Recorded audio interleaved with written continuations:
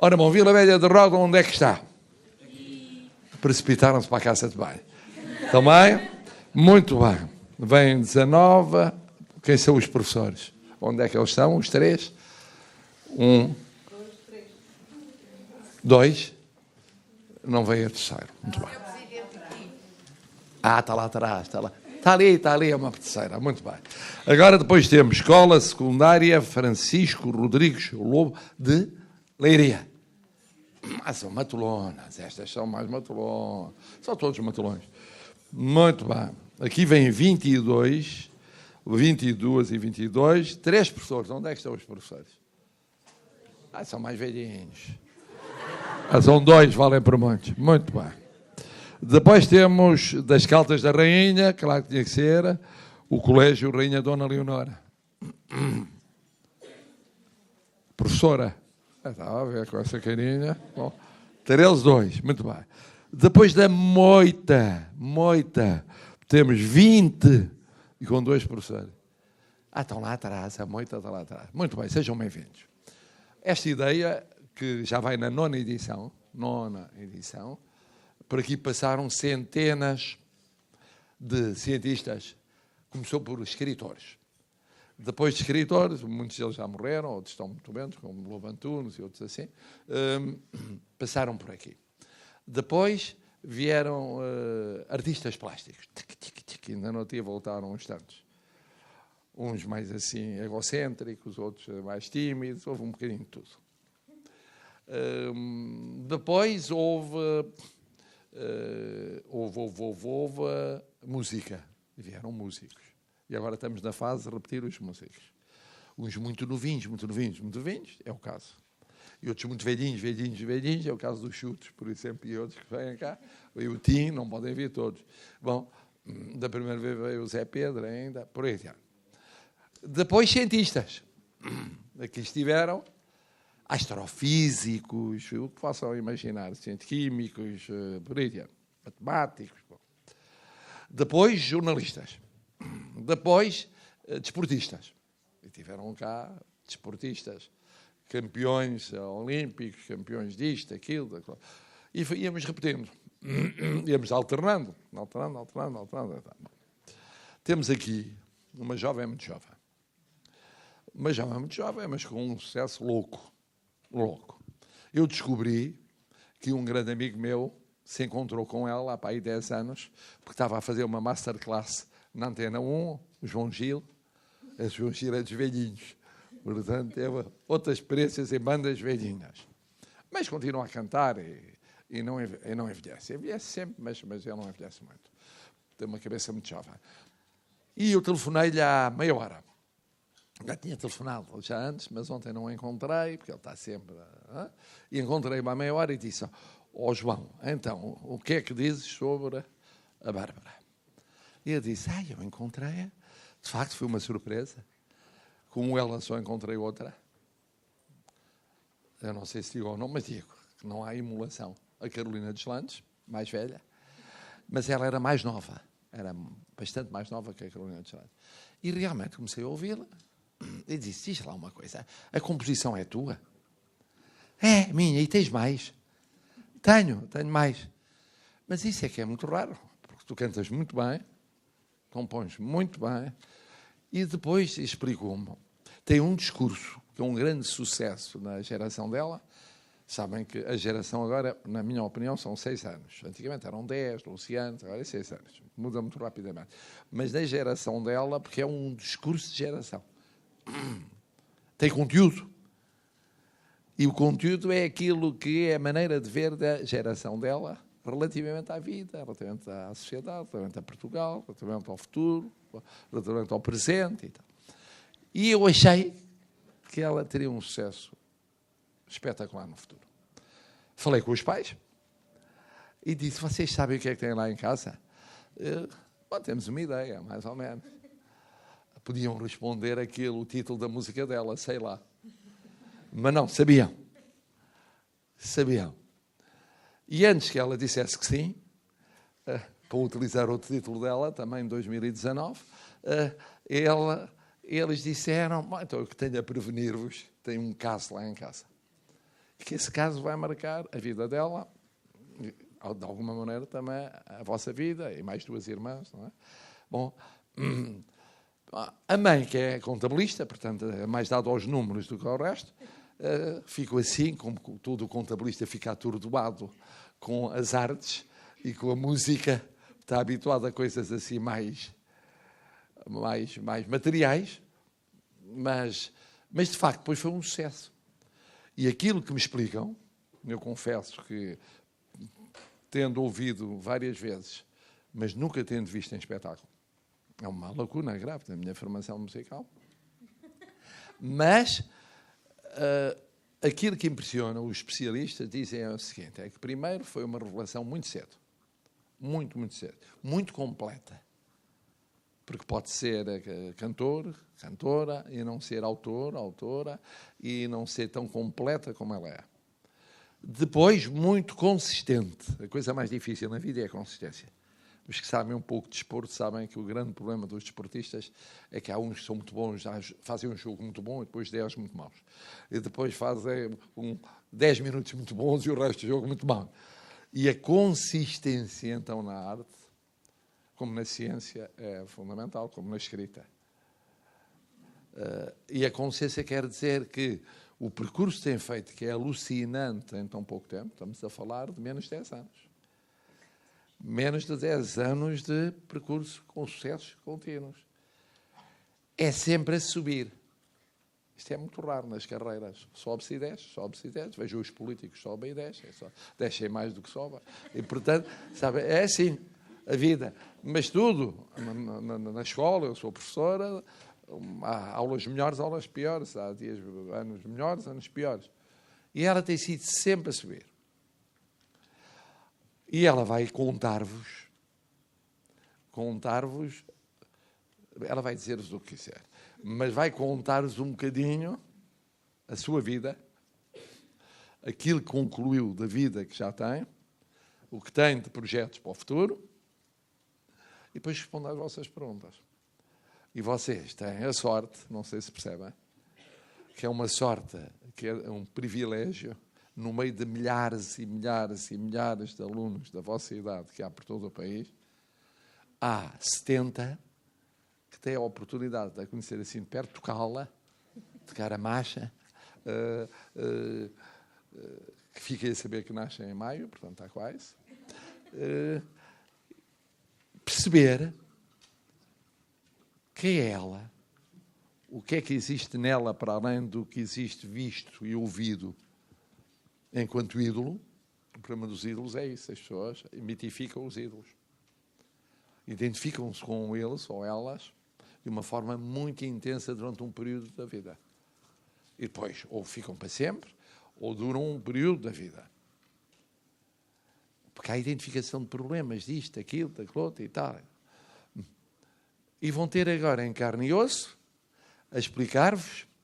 Aproveitem a ocasião, porque há centenas ou milhares de outros e outras que gostariam de estar aqui. Por mero acaso não estão, porque isto não é bem sorteado, mas vai-se rodando, calhou-se a vocês. Não desperdice esta ocasião. Eu não tive na minha vida. Em ditadura era muito difícil estar-se no Palácio Presidencial a discutir música com uma jovem com este talento, tão novinha e com tanto futuro. E agora, se quiser, fala de pé, se quer sentada. Ainda aguenta de pé. Muito bem. Então, uma salva de palmas para a Bárbara.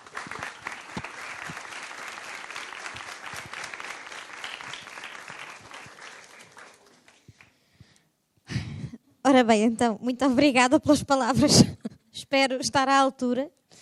O meu nome é Bárbara Tinoco, para quem não me conhece, eu sou cantora e compositora. Tenho 26 anos, estou grávida da minha primeira filha, daí já não conseguir apertar nenhuma roupa que tenho em casa. E eu estou aqui para vos falar um pouco da minha carreira e responder às vossas perguntas. Não sei se prepararam algumas ou se vão surgir espontaneamente, mas fiquem à vontade para perguntar tudo, eu respondo àquilo que puder. Ora bem, então, gostava de perguntar se aqui alguém sabe como é que começou a minha carreira. Ali atrás? Como é que te chamas? Quem é ali atrás? Ali atrás do Olá, querida, bom dia. Podes responder.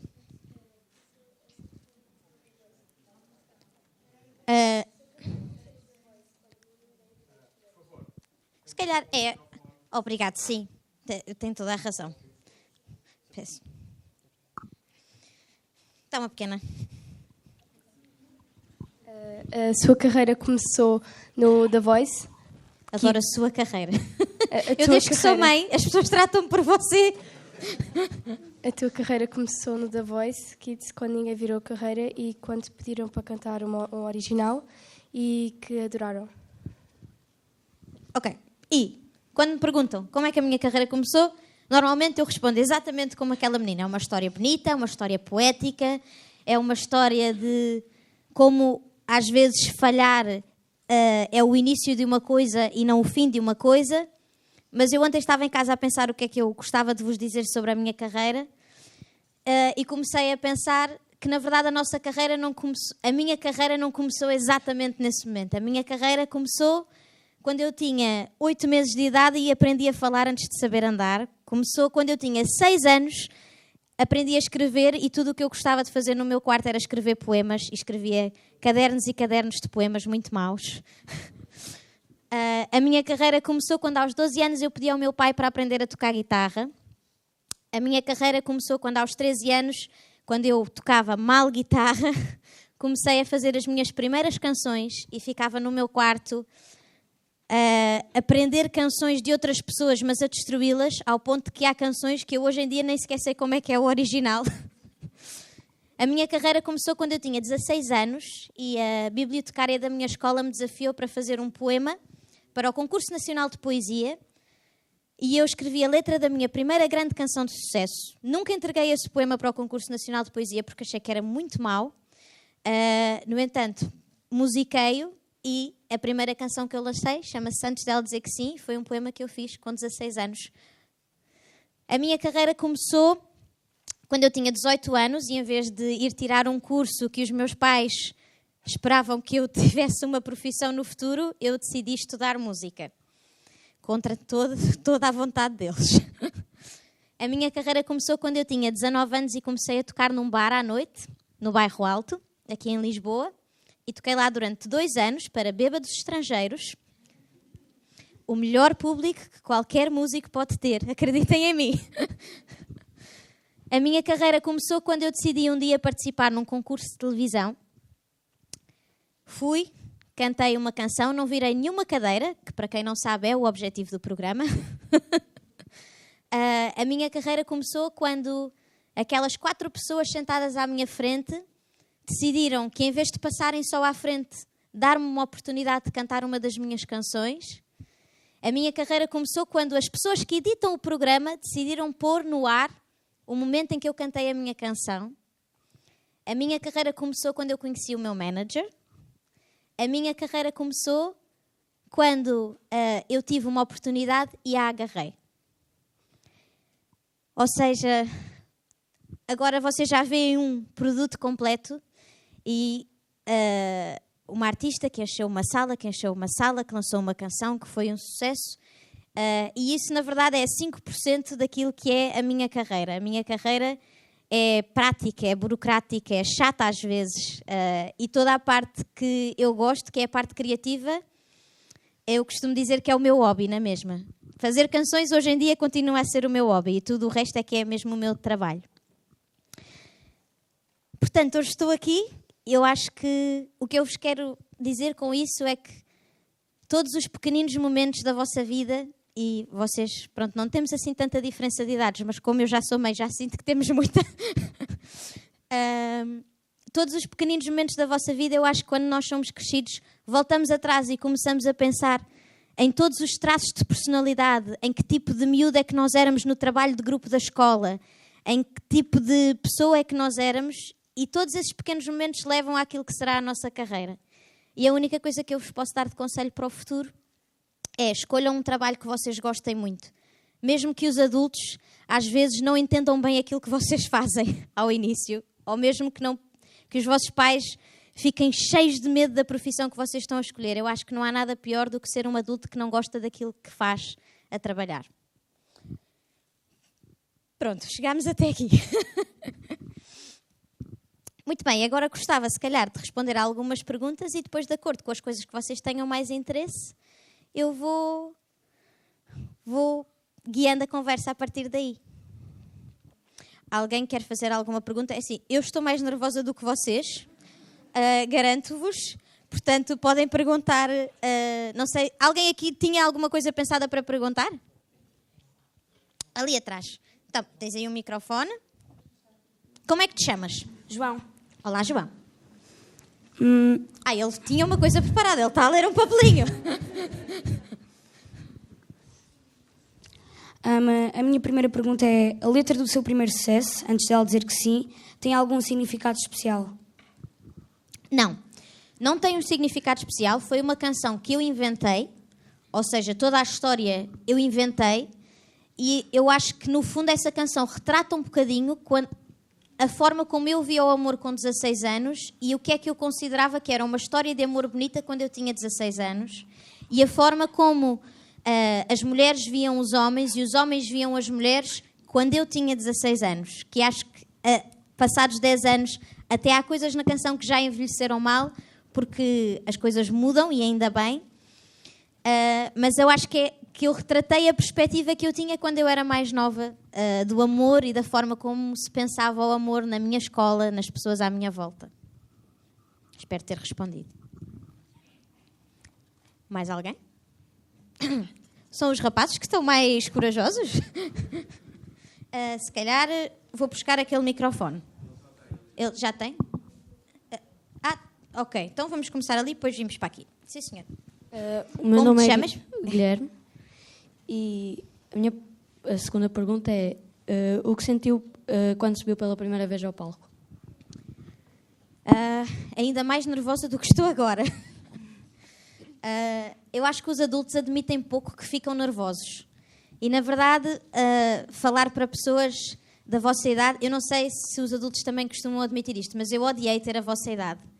Eu odiei apaixonar-me na vossa idade, eu odiei as hormonas na vossa idade, eu odiei ser adolescente.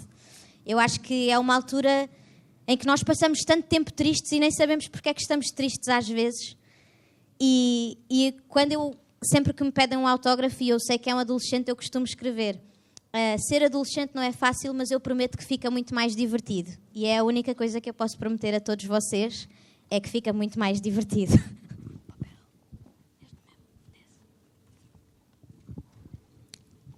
Agora aquele rapaz primeiro e depois tu, pequena. Que conselho daria a jovens músicos que estão a querer começar a sua carreira?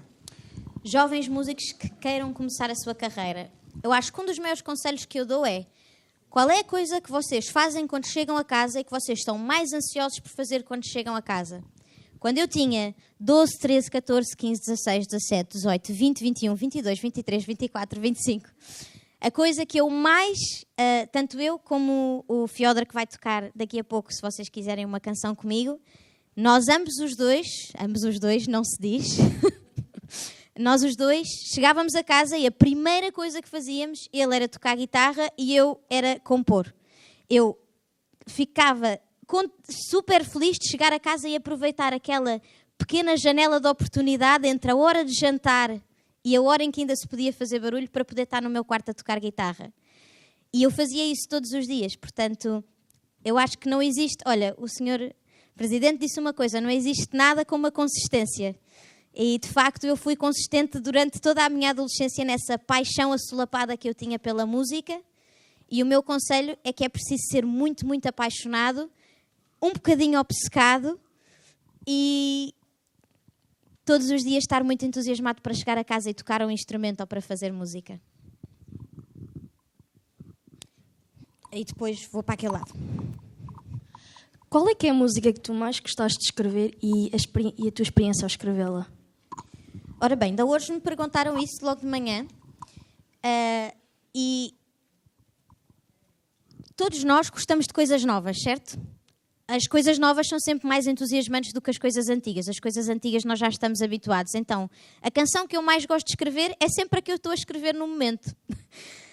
A minha canção preferida é sempre a última que eu fiz. Se calhar uma das canções mais importantes da minha carreira e se calhar também da minha vida foi até agora talvez o Chamada Não Atendida. Foi uma canção que teve bastante sucesso, por assim dizer, do ponto de vista comercial e prático dos números. Mas foi uma canção que quase todas as minhas canções eu precisei de escrever e foram importantes. E eu acho que essa é a diferença de ser artista, é precisar de fazer alguma coisa. Há muitas canções que eu escrevo que nunca ninguém vai ouvir e que eu precisava de escrever, porque é o sítio onde como eu processo as minhas emoções, como eu sei, como eu me reencontro às vezes enquanto pessoa e principalmente agora enquanto mãe. Houve muitas canções que eu precisei de escrever que não sei se algum dia vou mostrar a alguém, porque não sei se são boas sequer, mas são canções que eu precisava de escrever para pensar sobre o assunto, para dizer as minhas emoções sem vergonha. E a minha forma de fazer isso é escrever canções. A dos escritores é escrever livros. As outras artes têm outros escapes. E agora, se calhar, vamos aqui a este lado. Há um microfone para este lado? Ou se calhar vou buscar aquele microfone. Está aqui. Vamos até aqui. Eu passo. Ela quer uma pergunta. Desculpa. Eu não vi. Também achei tranquilo. Vamos lá, então. E depois eu passo para aqui. Como é que te chamas? Esqueci-me de perguntar os nomes de toda a gente. Peço perdão. Sou Mafalda e queria perguntar, nós todos evoluímos enquanto ser humano, enquanto pessoas. Arrependes-te de alguma música que tenhas publicado ou escrito que hoje em dia já não te identifiques e olhes para ela e fiques... Ai... Então, eu não acredito... eu acho que nós na nossa vida nos arrependemos mais das coisas que nós não fazemos do que das coisas que nós fazemos. E essas canções, todas as que eu fiz, eu obviamente posso dizer, acho que esta é melhor, está mais bem produzida, ou é mais dentro da estética que eu quero fazer enquanto adulta do que a estética que eu tinha em adolescente, mas todas essas canções são quase uma fotografia musical de um momento da minha vida que eu gosto de lembrar. Mesmo que tenha sido triste, mesmo que tenha sido mau, eu, pelo menos, arrependo-me sempre mais das coisas que eu não faço. Então, eu não apagava nenhuma, da mesma forma que não reescreveria um livro. As coisas existem no contexto que existem e quando fazem sentido. E hão de fazer sentido, se calhar, na idade em que eu a escrevi para outra pessoa, enquanto, se calhar, quando somos mais velhos, já não nos identificamos tanto ou crescemos e pensamos de outra forma. Por exemplo, antes dela dizer que sim, era o que eu estava a dizer. Há coisas que na letra até já envelhecem um pouco mal, mas eu não me arrependo de as ter escrito. Eu penso que aquilo está a retratar aquilo que eu acreditava que era assim naquele dia, naquele momento. E ainda bem que hoje nos faz confusão. E agora sim vamos a este lado. Eu queria perguntar o que é que tu sentiste quando te apercebeste que foste a cantora mais jovem a escutar o Maior Arena. Então, eu costumo dizer que não é assim muito impressionante ser o mais novo a fazer alguma coisa, porque rapidamente vai aparecer outro mais novo a fazer a mesma coisa. Portanto, eu acho que me senti feliz de ter a oportunidade de fazer um espetáculo que só dá para fazer naquela sala, de ter a oportunidade de montar um espetáculo que não poderia fazer com condições técnicas em mais nenhuma sala do país. E então acho que fiquei mais contente por isso e por ter esgotado a sala, mais do que propriamente por ser a mais nova a fazê-lo, porque lá está. Se calhar está aqui sentada nesta mesma sala uma pessoa que, aos 21, é a pessoa mais nova a escutar. Diz, Camila? Força, Camila. Eu queria perguntar como é que é o processo de criar uma letra na sua cabeça e se faz a música e a letra ao mesmo tempo. Sobre o processo criativo, que é sempre individual para cada pessoa, o meu processo criativo varia. Às vezes, alguém, ou o Fiodor, que vocês já vão conhecer dentro de momentos, ele agora é só uma cadeira vazia, ou um produtor, alguém me envia uma base musical e eu escrevo por cima dessa base musical, ou então eu escrevo sozinha e invento a melodia na minha cabeça e escrevo a minha letra e depois peço a alguém para harmonizar. Harmonizar é fazer a parte dos acordes da música para aquela melodia e para aquela letra. E esse é um processo... Não há regras. Eu costumo dizer que nos processos criativos não há regras. Quando há regras, corre mal. Sentes que alguma coisa vai mudar na tua carreira sendo que és mãe? Ou que vais ser mãe? É uma excelente pergunta, porque acho que, se calhar, todas as meninas nesta sala um dia vão sentir isso quando se tornarem mães, que é, por muito bem sucedidas que nós sejamos, ou por muito bem que a nossa carreira esteja, existe sempre um medo de... precisamos de procurar exemplos de pessoas que também sejam mães e tenham a nossa profissão para pensar, não, se ela conseguiu, eu também consigo. E durante muito tempo eu tive esse medo e andava a googlar no Google artistas pop que fossem mães já, para ver, é possível. No entanto, eu tenho o melhor exemplo do mundo, que é a minha melhor amiga Carolina Deslandes, que é mãe de 3 meninos e é uma popstar como eu. E, portanto, fez-me acreditar que, por muito que dê medo, e dá um bocadinho de medo, posso ser sincera sobre isso, acho que é possível fazer tudo. E eu sempre quis ser mãe. Sempre quis ser mãe nova. Estou a ser mãe exatamente com a mesma idade que a minha mãe foi. Estou muito contente com esta fase da vida e acho que vou poder cantar sobre isso e escrever sobre isso e que vai trazer coisas à minha carreira também, enquanto pessoa e enquanto artista. O que é que sentiu quando descobriu que estava grávida de uma miúda? O que é que eu senti quando descobri que estava grávida de uma menina em particular? De uma menina em particular. Eu queria uma menina. Não sei porquê, mas queria uma menina. Fiquei contente porque durante um tempo era um rapaz e depois mudou. E eu até já tinha um nome para o rapaz e depois mudou abruptamente. Não sei, acho que ficava contente das duas formas. Eu estou contente de ser mãe, independentemente do género da criança. Já pensaste o que é que vais sentir quando a tua filha crescer e te disser: mãe, eu quero ser cantora, ou mãe, eu não quero ser cantora? Eu penso muitas vezes até numa coisa, que é eu que tenho esta carreira e que um dia meti muito medo aos meus pais quando disse que queria ter uma carreira diferente. Penso que um dia a minha filha se calhar vai-me dizer que quer ter uma carreira diferente e que eu vou ter medo na mesma. Em vez de pensar, se comigo resultou, porque é que não haveria de funcionar com o meu filho? Ou seja, nós estamos mesmo destinados a cometer os erros dos nossos pais. Eu acho que tanto eu como o Fiodor quer à força. O Fiodor é o pai da minha filha. Fiodor, a cadeira vazia. O Fiodor quer muito que ela toque piano, já está a impingir à miúda, mas eu por acaso acho que ela vai ser aquilo que ela quiser e eu vou tentar ao máximo que ela nem perceba muito a nossa vida, porque eu quero que ela tenha a liberdade de poder escolher por ela aquilo que ela gosta de fazer. Mas pronto, isto já é um assunto super pessoal, peço perdão. Ok. Olá de novo. Depois vamos aí. Esqueci-me. Lembrei. Em relação... Foste muito nova a apresentar a tua primeira canção. Como foi crescer com a fama? Achas que foi demasiado cedo? Achas que foi no momento certo? Acompanhou bem o teu crescimento? Foi um processo complicado? São muitas perguntas, desculpa. Existe uma diferença entre ser artista e ser celebridade, é verdade. Ou ser muito conhecido. E tem os seus desafios, tem o seu período de habituação. Só que eu sou uma artista covideira. Significa que eu tive uma carreira pandémica, ou seja, a minha carreira começou e nós depois ficámos todos em casa.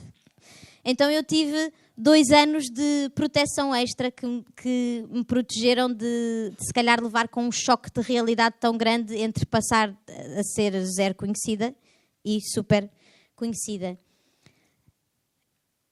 Eu acho que é desafiante e acho que é uma coisa que ainda estou, na verdade, a aprender a lidar.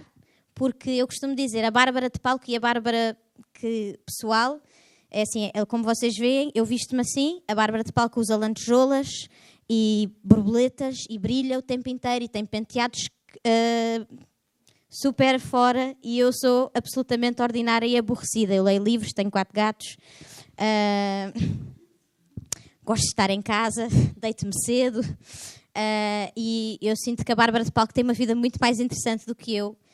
E às vezes é um bocadinho difícil para mim, quando eu estou só a ser eu, as pessoas na mesma estão a ver a borboleta e a lantejola. E então acho que isso é o maior desafio, se calhar, que eu estou a enfrentar na minha profissão, é perceber que nós somos a mesma pessoa, embora sejamos muito diferentes. E havia aqui uma menina, talvez primeiro, ou então eu não vi. E agora? Direita primeiro, esquerda depois? Está há muito tempo, então primeiro esta menina e depois aquela menina. Olá. Quando eras mais nova, ou seja, em criança, sempre pensaste em ser cantora ou tinhas outra profissão em mente?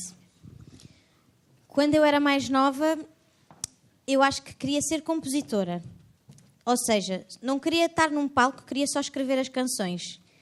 Mas depois percebi que a minha vocação, na verdade, é cantar as minhas canções. Espero ter ajudado. Mas sim, eu nem toda a gente tem de ser assim. Atenção, nós não temos todos de saber o que é que queremos fazer com 6 anos. Mas por acaso, no meu caso, eu sempre soube, mas tinha muita vergonha de dizer que queria fazer música quando fosse crescida, porque parecia-me um sonho muito estúpido. E então o único conselho que eu acho que posso dar a todos os jovens desta sala é que não existem sonhos estúpidos. Existe muito trabalho, muita dedicação e muitas horas para concretizar um sonho estúpido. E agora sim, aqui. Qual é o cantor ou cantora que mais admira? Então, eu não sei se vocês conhecem. Um deles, talvez. O meu compositor preferido é o Miguel Araújo. Conhecem?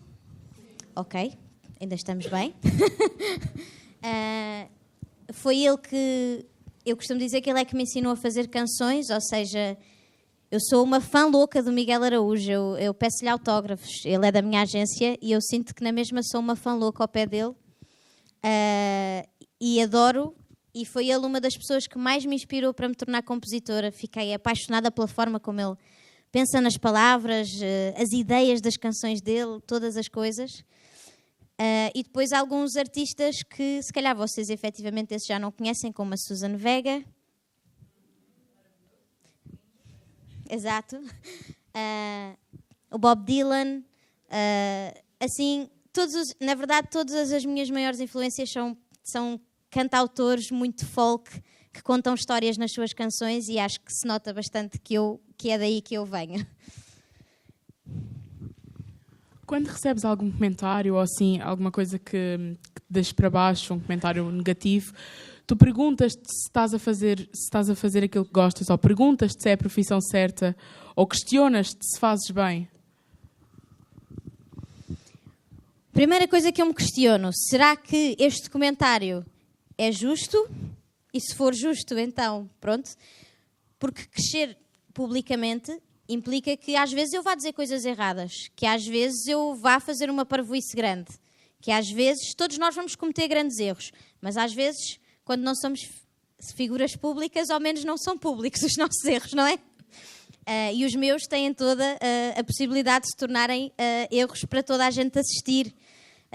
Até coisas parvas, como enganar numa coisa prática, como uma conta ou uma localização geográfica, que é uma coisa que pode acontecer a toda a gente, mas de repente, se eu estiver na televisão, é muito chato e toda a gente vai gozar comigo. Acho que existe uma diferença quando fazem um comentário sobre eu pessoalmente, ou seja, eu, Bárbara, ou eu enquanto música. Porque eu acho que ninguém tem de gostar, nem todas as pessoas têm de gostar da minha música. Até pode haver pessoas que odeiam a minha música, que odeiam a minha voz, que odeiam o meu cenário, que odeiam a minha roupa de palco, que não me toleram. Pode haver, e se calhar estão nesta sala, e pelo menos eu espero que gostem da Bárbara pessoa, mesmo que não gostem da Bárbara cantora. E existe outra questão, que é quando falam de nós pessoalmente, e eu acho que isso, eu costumo dizer, se eu dissesse a alguém nesta sala que tinham dito mal de vocês individualmente, toda a gente ia querer saber quem, quando, como, aonde, o que é que a pessoa disse, a quem é que disse, em que local é que estava, a que horas é que foi.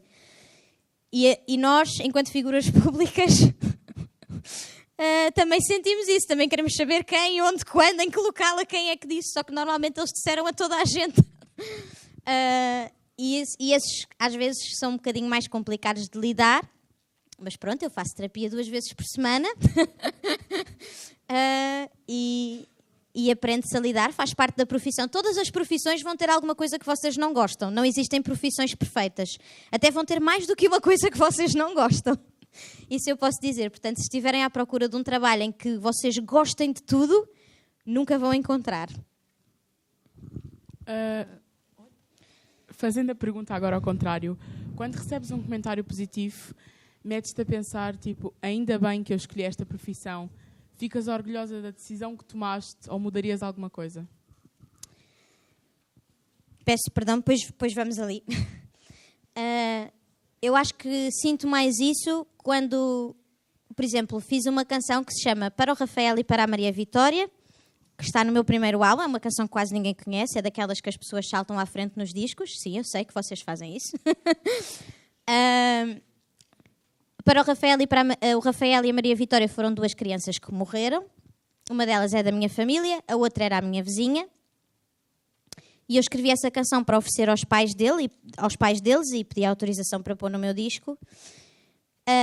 E muitos anos depois, é um post que eu pus no meu Instagram, uma senhora mandou-me mensagem no Instagram a dizer que foi ver o meu concerto depois de ter perdido um bebê, que teve muitos anos a lutar para tentar ter um bebê e que quando finalmente conseguiu engravidar foi ver outra vez o meu concerto com o marido e diz que chorou o concerto todo a pensar que ia perder outro bebê e quando a bebê nasceu chamou-lhe Maria Vitória como a rapariga da minha canção. E acho que nesse momento eu senti, pronto, podia não ter tido sucesso nenhum. Este momento valeu toda a minha carreira. Desculpem, eu estou grávida, as grávidas emocionam-se. Principalmente com crianças que não estão cá, que estão no céu e são estrelinhas. E pronto, esse foi assim um dos momentos que eu acho que chorei durante uma manhã inteira e pensei, de facto, a música tem impacto, aquilo que nós fazemos tem impacto, até as canções que nós achamos que ninguém ouviu, que ninguém quer saber, que se foram só feitas para aqueles 4 pais, na verdade tiveram impacto para uma senhora que até deu o nome àquela filha por causa daquela canção. Olá, Bárbara.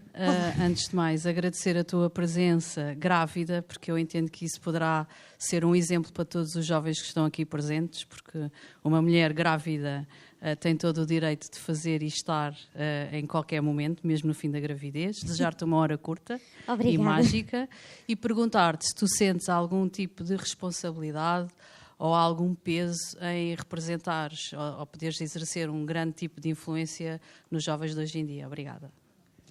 Sinto, às vezes até há muitos pais que vocês já são mais crescidos e já têm idade para compreender algumas das minhas letras, mas às vezes há crianças que gostam das minhas canções e que estão a cantar coisas que eu acho que não são próprias para a idade deles, porque eu escrevi com 20 e tal anos e eles estão a ouvir com 7, era impossível estar adequada à idade deles. No entanto, eu escrevo com base naquilo que eu sinto, naquilo que eu penso, nas coisas que eu vivi, nas coisas que os outros viveram. E então eu sinto que também não estou a inventar nada que não esteja na vida. Como eu sou uma cantautora muito autobiográfica, eu sinto que não estou a inventar nada ou não estou a viver nada que todos nós não tivéssemos a oportunidade de viver ou de passar. E se eu precisei de escrever aquela canção, alguém vai precisar de a ouvir, vai servir de conforto a alguém e, portanto, eu tento ter cuidado só na verdade das canções.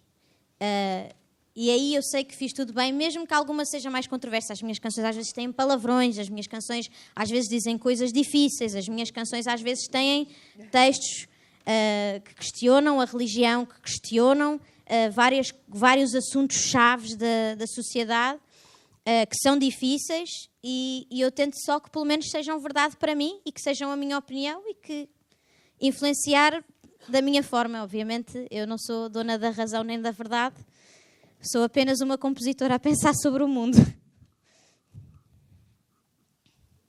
Força. Podes, se calhar, aqui. Olá, sou a Alexa. A minha pergunta era, nunca pensaste em sair do país como cantora? Não, eu gosto de Portugal. Eu não gosto de viajar, eu odeio viajar, eu tenho medo de tudo, tenho medo de aviões, tenho medo de absolutamente tudo. Gosto de estar aqui e, na verdade, acho que há tantas coisas para fazer aqui e há tantas coisas que eu consumo dos outros artistas à minha volta, cantores, séries. Acho que se faz tantas coisas boas aqui. Eu quero fazer parte das coisas boas que se fazem aqui. Se algum dia eu chegar mais longe lá fora, eu quero que seja por alguma coisa que eu fiz aqui, na minha língua. Exatamente assim. Desculpa, o senhor distraiu-me. Peço perdão. Aí atrás. Qual foi a tua motivação para teres seguido Tu estás a roubar as perguntas musical? do teu colega? Não. Estou a brincar, desculpa. Diz a tua pergunta. Qual foi a tua motivação para teres seguido a carreira musical? A minha motivação foi a obsessão, a paixão assolapada, todas essas palavras grandes e crescidas. Eu acho que nós somos um povo muito apaixonado e eu sou apaixonada por música, apaixonada, obcecada mesmo. Esta é uma das coisas que eu mais gosto da vida toda. Eu nem sequer saio de casa sem fones. Ou seja, as pessoas não saem de casa sem carteira, sem chaves. Às vezes eu saio de casa sem carteira e sem chaves, mas sem fones eu não saio de casa.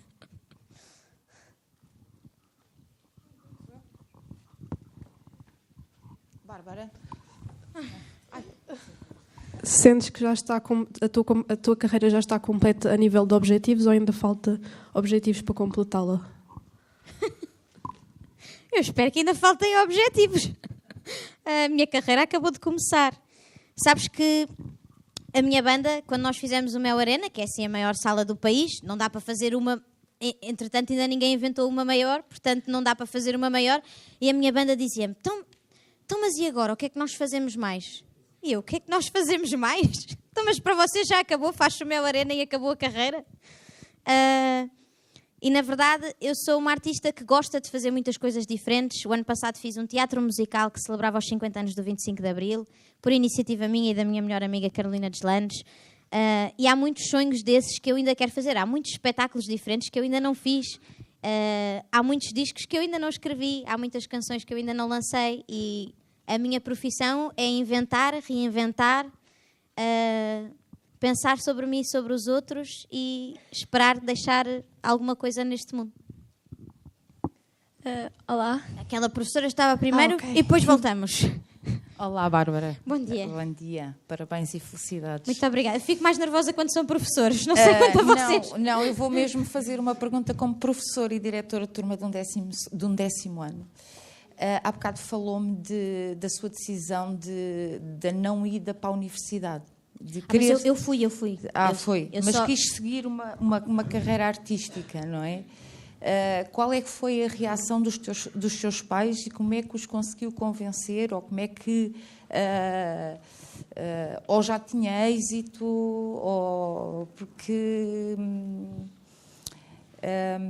eu acho que há muitos alunos e muitos meninos que têm outro tipo de competências, não é? E que se calhar não lutam por esses sonhos porque têm muita influência. Tens que ir. Eu acho que a Carolina há bocado já respondeu, não é? Apoiaram-na, não apoiaram, vai em frente, acho que não, vê lá, cuidado. Ora bem,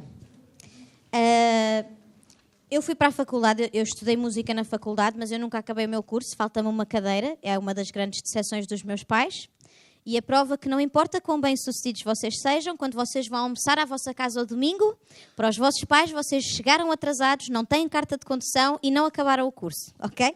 Fizeram o Mel Arena, não interessa, é inadmissível não acabar o curso.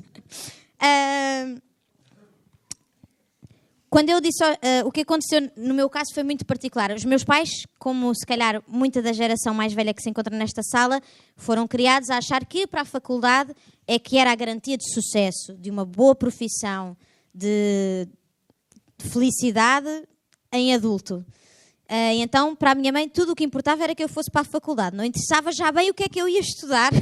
desde que eu fosse para a faculdade. Então, eu, na verdade, a minha primeira opção da faculdade era uma opção, que foi a que eu contei primeiro aos meus pais, que era gestão turística.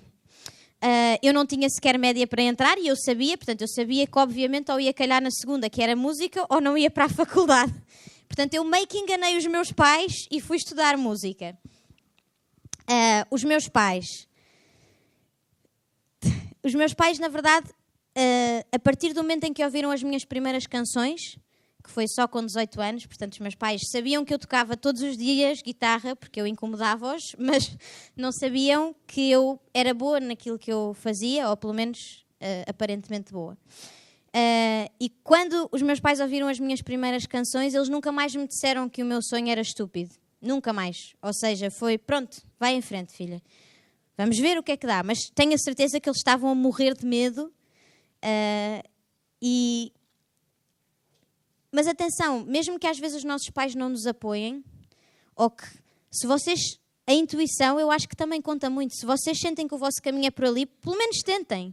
Se não for, existe uma idade para tudo. Existe uma idade para experimentar. Existe uma idade para falhar. Eu tive 300 empregos antes de ser artista. Eu trabalhei num call center da Mel. Eu fui babysitter durante muitos anos. Eu distribuí panfletos em carros. Trabalhei num bar durante 2 anos. Ou seja, eu experimentei várias coisas com várias áreas, com vários tipos de pessoas. E eu acho que isso é importante. Eu acho que isso é um conselho que eu também posso dar. Eu costumo dizer que se eu desse um conselho a mim mais nova, era não trabalhes nas férias de verão, porque depois vais começar a trabalhar muito cedo e nunca mais vais ter férias de verão. Mas, na verdade, aos jovens o que eu digo é, ainda bem que eu trabalhei nas férias de verão, ainda bem que eu fui uma miúda que experimentei e que tenho a certeza da minha profissão. E eu acho que passa muito por aí. Eu tenho, hoje comigo, tenho o meu road manager, que provavelmente nunca sonhou que ia ser road manager. Ninguém sequer sabe muito bem o que é essa profissão. Ele não estava em pequeno a dizer, quando eu for grande eu quero ser road manager. Ninguém nunca disse. E ele adora a sua profissão. De manhã tive uma maquilhadora que me maquilhou, porque senão eu parecia um palhaço. E ela tem uma profissão que é difícil de ter. E ela maquilhou-me de manhã, ela é excelente naquilo que faz, adora aquilo que faz, nasceu para fazer aquilo e não foi para a faculdade. E nós não temos todos de ir para a faculdade. E nós não temos todos... Eu era uma péssima aluna.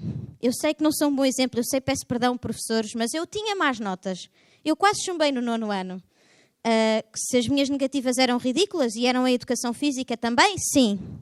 Mas, e durante toda a minha adolescência, eu senti que não era especial. Eu senti que era má em tudo aquilo que eu tentava, que nem valia a pena tentar, porque no geral eu não era boa nem em nada. Eu não tinha boas notas, E, na verdade, cheguei à adulta a achar que não era boa em nada. Até alguém olhar para mim e dizer, não, tu és especial em alguma coisa, mas nós temos de procurar a coisa em que nós somos especiais. E toda a gente tem uma coisa em que é especial, em que é o melhor. E ser o melhor não quer dizer que não haja outra pessoa que também é o melhor. Mas nós temos coisas em que somos os melhores. E vocês vão descobrir, todos aqui sentados, vão descobrir a vossa coisa. E não precisa de ser exatamente artística. Olá. Pois, força pequena.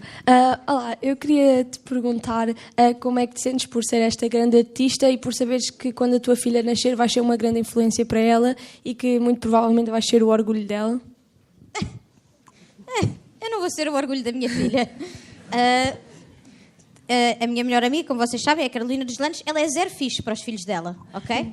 Ela veste-se de pijama para os filhos dela. Ela está com as marcas cool, com o ténis mais cool e para ela é tipo, mãe, podes vestir uma saia.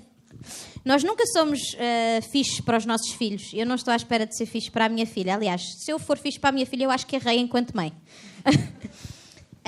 Portanto, eu na verdade espero orgulhar-me dela. Se calhar, enquanto pessoa, espero fazer um bom trabalho nesse aspecto. E agora havia aqui... Força. Olá, bom dia. Se calhar é preciso um microfone. Aquele senhor mandou, aquele senhor parece... Está de fato, nós respeitamos as pessoas de fato. Bom dia, felicidades, tudo a correr bem para ti.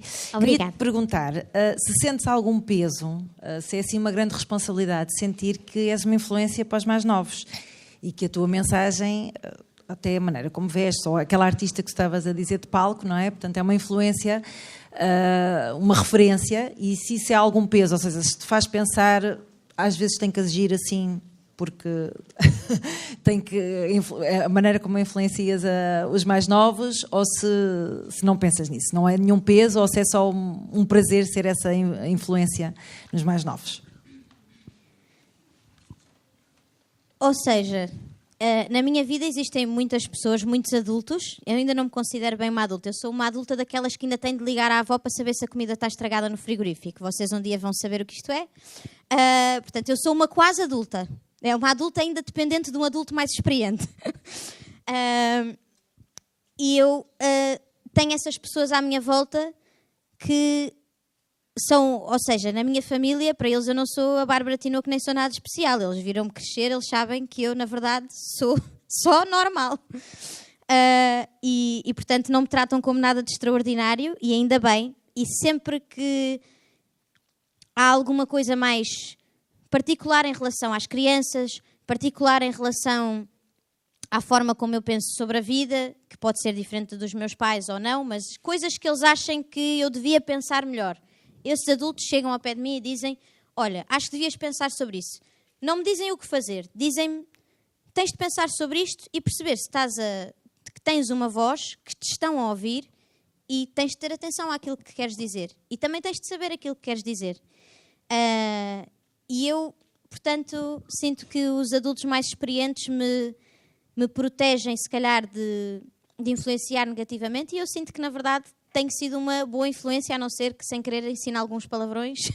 Mas pronto, eles também iam aprender de qualquer forma, portanto, não sinto que é assim a minha ofensa maior. De resto, ou seja, não é um peso, mas é uma coisa que eu acho que é uma responsabilidade, sim. Eu não sei em quanto tempo é que vamos. Alguém tem de controlar o tempo. Alguém tem de me controlar. Olá outra vez, eu sou o Zé. Eu tenho uma pergunta. Como é que conseguiu um contrato com uma gravadora ou uma editora? Ora bem, eu não tenho uma editora nem uma gravadora. Eu sou uma artista independente. Eu, na verdade, sou das primeiras artistas independentes pop, ou seja, no meu género musical, independentes. Porquê é que nós tomámos essa decisão? Porque na altura ninguém nos queria. Foi uma decisão bastante difícil, como vocês podem imaginar. Tínhamos tantas opções. No entanto, foi a melhor decisão que eu tomei. Eu gosto de pensar que sim, existem várias formas de fazer as coisas, não existe só uma. E a minha, para mim, resultou. E eu acabo por ser uma voz ativa, que é possível fazer uma carreira independente e ter sucesso nesse aspecto. Portanto, na verdade, às vezes é fazer uma canção e aprender como é que se lançam canções sem editoras. E é muito fácil. Eu uso o DistroKids, está disponível para toda a gente. Não é nada de especial, por isso posso dar esse conselho. Se quiseres um conselho prático.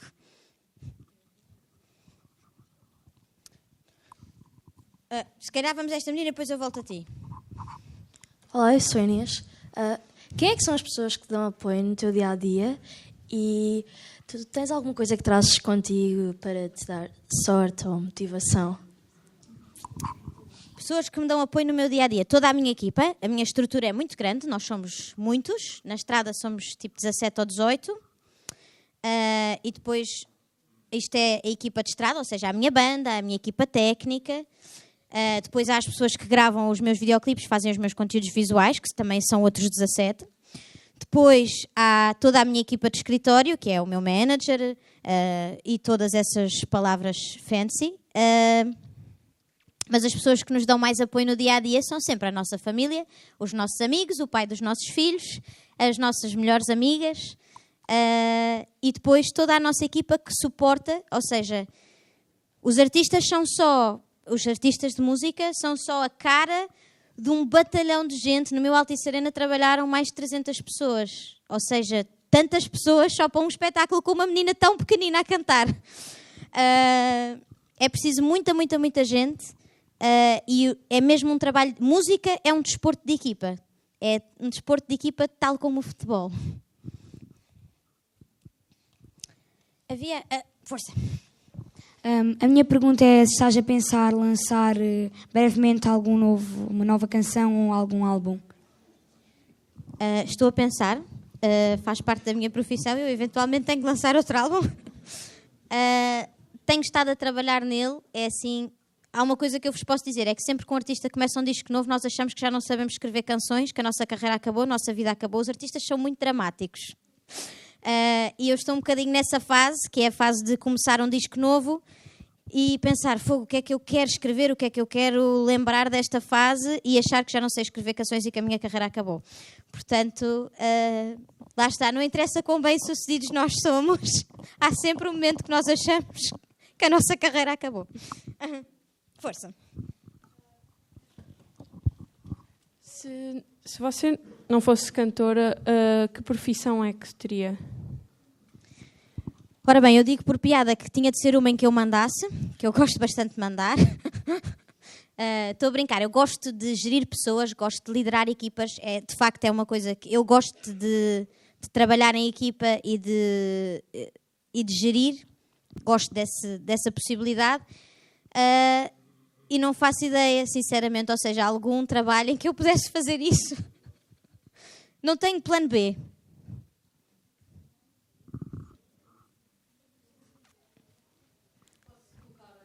Pode.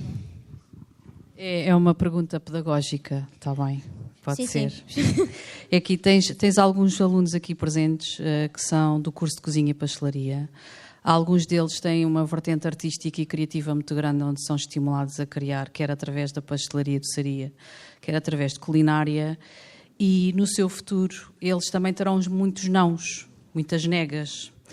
E a procura da validação para estes jovens é importante, do reconhecimento, do reforço positivo, do fizeste bem. E isso é um discurso romântico, não é? É um discurso do conto de fadas. Mas, na realidade, como tu já contaste aqui, tu não viraste as cadeiras, que eu vi o programa, e recebeste muitos nãos. E ainda assim não desististe. Portanto, para lidares com essa frustração e para ganhares força para acreditares, que sugestão ou conselho é que darias a estes jovens aqui presentes? Obrigada.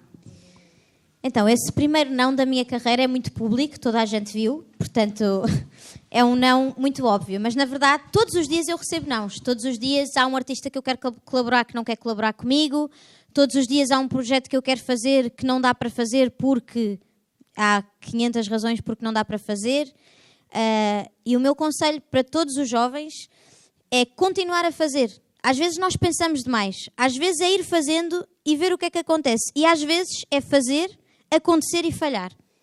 Eu acho que muitas vezes os artistas só se vê os sucessos, só se vê as partes boas. E nós falhamos muitas vezes. Eu fiz um projeto de teatro musical o ano passado que não foi um grande sucesso. Não foi. Comercialmente não foi um grande sucesso. O nosso disco foi ouvido por 3 pessoas, sensivelmente. Se calhar há uma nesta sala. E na verdade foi um projeto importantíssimo para eu fazer e teve impacto em algumas pessoas, mas não foi comercialmente um sucesso. E eu acho que nós também temos de estar habituados a continuar, a ir fazendo coisas, a não parar, a não ficar, esta pessoa não quis, então vou ficar no sofá a chorar. Podem chorar durante um dia, ok? Choram, comem o gelado no sofá, fazem um bolo, dizem porque é que a minha vida é assim, dramatizam tudo e depois continuam a mexer-se, continuam a criar ideias, a fazer coisas novas, a fazer um bolo novo. Eu adoro bolos, podem inventar e podem mandar todos para a minha casa para eu provar. Eu dou-vos ótimas reviews, eu e o Fiodor, a cadeira vazia. Portanto, eu acho que o meu conselho é continuar a fazer. Ou seja, isto não correu bem? Ok, então vou experimentar isto. Isto correu bem, ok, agora será que vou fazer a mesma coisa? Será que vou fazer outra diferente? Mas se eu fizer outra diferente e agora falhar? Agora depois de já ter acertado. É suposto falhar depois de já ter acertado. É assim que se cresce.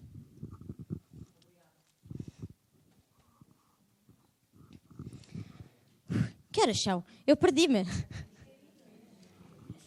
É o final, não é? Pois. Então, olha, Bicho, que é pai do meu filho, pai da minha filha, anda cá a tocar uma canção, deixa de ser uma cadeira vazia. Queria só, antes de fecharmos, agradecer... Enquanto o Fiodor vai entrando...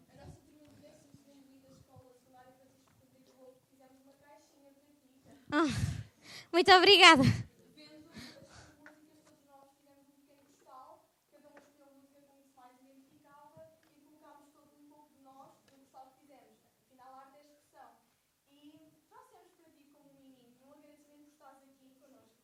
Muito obrigada.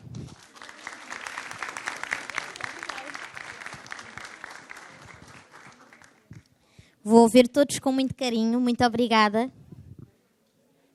Ai. Ora bom, eu queria dizer uma palavrinha para agradecer.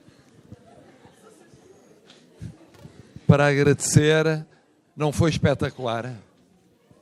Não adoraram? Já me aconteceu ter anunciado que ia ser espetacular e não ser. Porque há pessoas que são tímidas, são introvertidas, estão num dia infeliz, tiveram um desgosto. Já aconteceu um escritor que chegou aqui e praticamente não falou.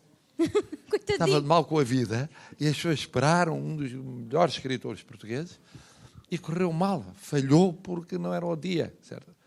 Eu não sei, mas tenho a impressão que neste caso o dia, todos os dias são certos. Eu tive 40 mil alunos. Agora estou reformado. E tenho, portanto, uma grande intuição para descobrir nos 40 mil, ao fim de não sei quantos anos, 40 e tal anos de professor, quem tem gênio, quem tem talento, quem tem intuição e por aí adiante. Quem é líder, e aqui tivemos um bocadinho de tudo nas respostas. Não é por ter a idade que tem. É raríssimo ter respostas tão diretas, tão curtas, tão incisivas, tão indo ao essencial, tão abertas, tão da pessoa e da música e da artista ao mesmo tempo. Não é nada vulgar isso. Não é nada vulgar. Portanto, estamos aqui perante um caso, não é só um caso do passado excepcional, mas tudo indica que é um caso excepcional por um grande futuro. Grande futuro. A segunda ideia, que aqui ficou muito clara, a sociedade portuguesa está muito envelhecida, vocês sabem. Quando eu tinha a vossa idade, era uma sociedade jovem. Depois envelheceu. É das 3 sociedades mais velhas da Europa, mais envelhecidas. E está próximo da Itália, que é a mais envelhecida. Isso faz com que se ache que toda a gente que com 12, 13, 14, 15, 16, 17, 18 anos, até mais cedo, um bocadinho mais tarde, seja muito nova para certas coisas. Ainda tem que amadurecer muito e tem que pensar muito bem, não sei quando. Eu estava a ouvir, estava a lembrar que no tempo em que a sociedade portuguesa era muito nova, mas muito desigual, e por isso só uma minoria de privilegiados podia fazer o que queria, ou tentar fazer o que queria, que era muito difícil. Mas nessa altura, era naturalíssimo na minha geração ter-se filhos com 22, 23 anos. Fazer-se uma revolução com 20 anos. Fazer-se coisas mais espantosas e que vocês acham que são naturalíssimas. Uma parte da sociedade achava péssima, porque era uma ditadura, e porque era muito fechada, era muito conservadora, mas era possível fazer. E era possível sonhar, e aqui a mensagem deixada. Era possível começar a fazer, poucos, alguns privilegiados, hoje é muito mais, com 6, com 7, com 8, com 9, com 10 anos, imaginam. Os pais muitas vezes não compreendiam, porque naquela altura era estar-se muitos anos na mesma profissão e ter a mesma profissão toda a vida.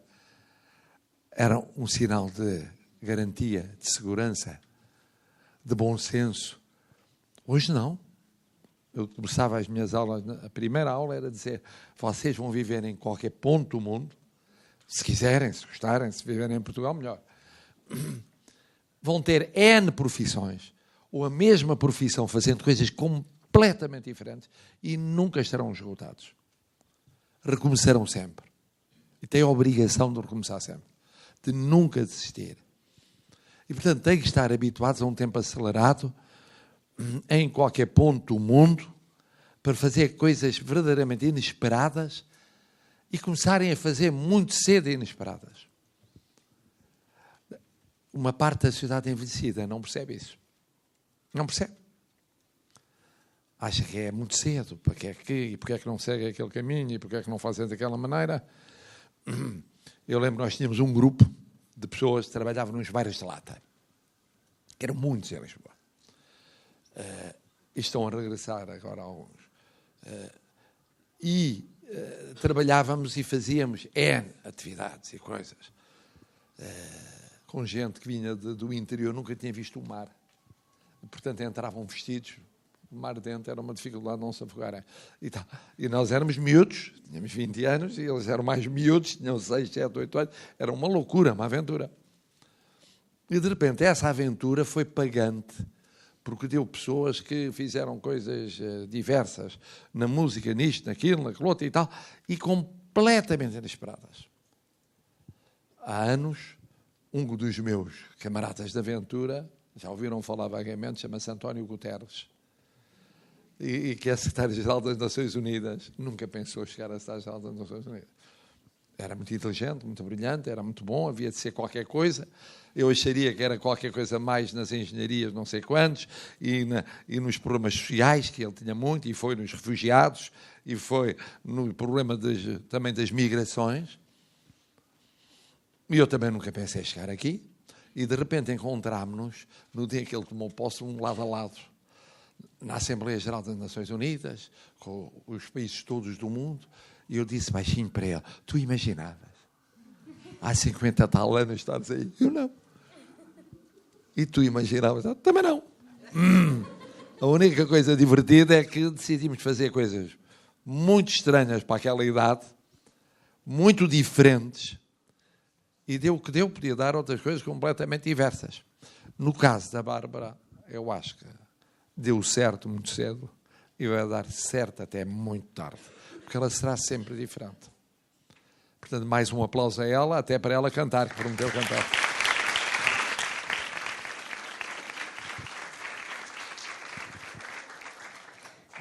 Pronto, agradecer mais uma vez a todos, obrigada pela paciência por me ouvirem, por terem trazido muito boas perguntas, muitos parabéns por isso. É de coração, por acaso, podia estar só a ser simpática, mas foram mesmo boas perguntas. Obrigada, vamos tocar... Eu pensei fazer o chamada não atendida, acho que é unânime. Ok, pronto, toda a gente fica feliz. E queria só dizer que o Fiodor trocou 2 vezes de roupa porque o presidente estava cá. E ainda me disse: tu vais assim?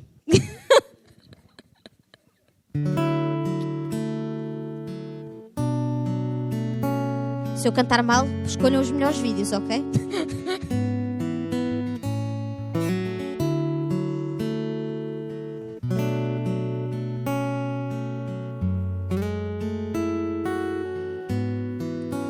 Se sou mesmo eu a ligar-te, sei que estabelecemos regras e eu já não faço parte dos teus contactos de emergência. Precisas que alguém te salve do meu nome no ecrã. A minha voz soa em ti como um alarme. Acabou tudo tão triste, e a culpa que eu pus em ti, hoje eu penso para mim: para que é que tu insististe?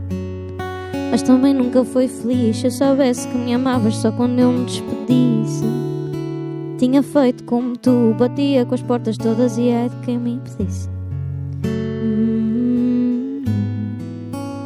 Odiavas roupa larga e os tops que eu não usava, já nem era feminista.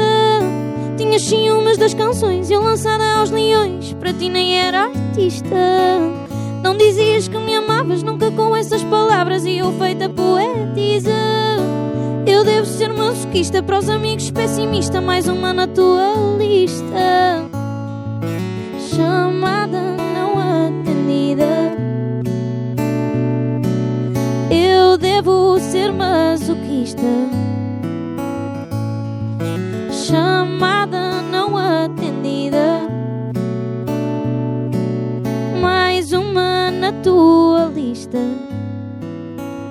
Falas bem de mim a toda a gente, eu devia fazer o mesmo, mas eu não sou boa a mentir nem a guardar segredo. Acredito, deve ser chato as fotos que eu tenho publicado e as raparigas que dormes cantarem as minhas canções no quarto. Chamada não atendida, vamos ser isso um para o outro. Deito um ano da minha vida, espero que a próxima dês tudo. Odiavas roupa larga e os tops que eu não usava. Já nem era feminista. Tinhas ciúmes das canções e eu lançada aos leões. Para ti nem era artista. Não dizias que me amavas nunca com essas palavras e eu feita poetisa. Eu devo ser masoquista, para os amigos pessimista, mais uma na tua lista. Chamada não atendida. Eu devo ser masoquista. Chamada não atendida. Mais uma na tua lista.